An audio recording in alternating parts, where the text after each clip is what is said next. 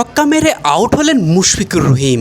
শুনতে অবাক লাগলেও এই দিন মিরপুর শেরেবাংলা জাতীয় ক্রিকেট স্টেডিয়ামে মোহামেডানের বিপক্ষে মুশফিকের সাথে এমন ঘটনাই ঘটেছে।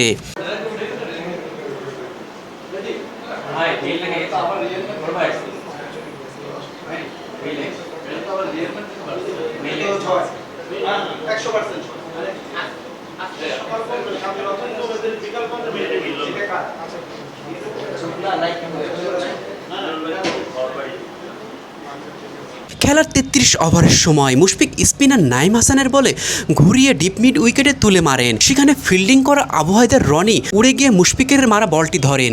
দৃষ্টিনন্দন সেই ক্যাচ ধরার পর আনন্দে উল্লাসে মাঠে ফেটে পড়েন। বিকাশে কম খরচে ক্যাশ আউটের লিমিট বেড়ে ৫০,০০০, প্রিয় এজেন্টও ২টা। মোহামেডানের খেলোয়াড়রা এরপর মুশফিক যখন ড্রেসিং রুমে ফিরে যাচ্ছেন ঠিক তখন আম্পায়ার মুশফিককে দাঁড়াতে বলেন। ইউটিউবে খেলা লাইভ স্ট্রিমিং হয়, রিপ্লে দেখা যায় রনি ক্যাচ ধরে যখন মাটিতে পড়ে যান ঠিক তখন তার পা বাউন্ডারি লাইনে ছুঁয়ে যায়। নিশ্চিতভাবে নট আউট মুশফিক, উল্টো ৬ রান পাবেন। এরপর মাঠে দুই দলের খেলোয়াড় কোচদের কথা বলতে দেখা যায়। খেলা প্রায় ১০ মিনিট বন্ধ থাকে।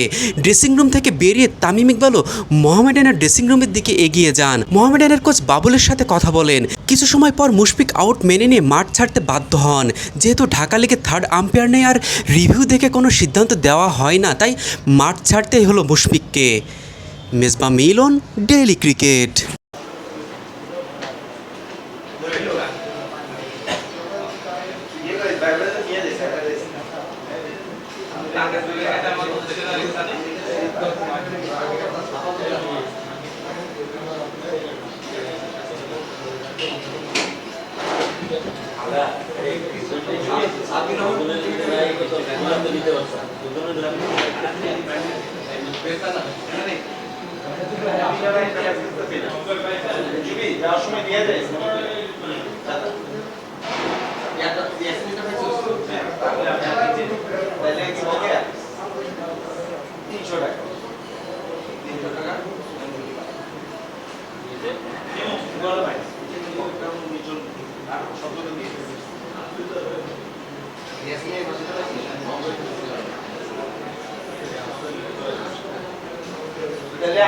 আমি তো এটা করতে পারি, আমরা যাবো দিতে পারি, কিন্তু এটা আপনি ৪-৫ তারিখের মধ্যে দিতে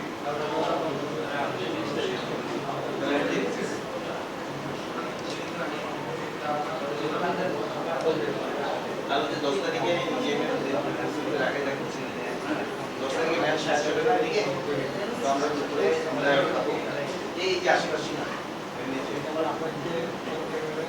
আউট অফ হয়ে গেছে।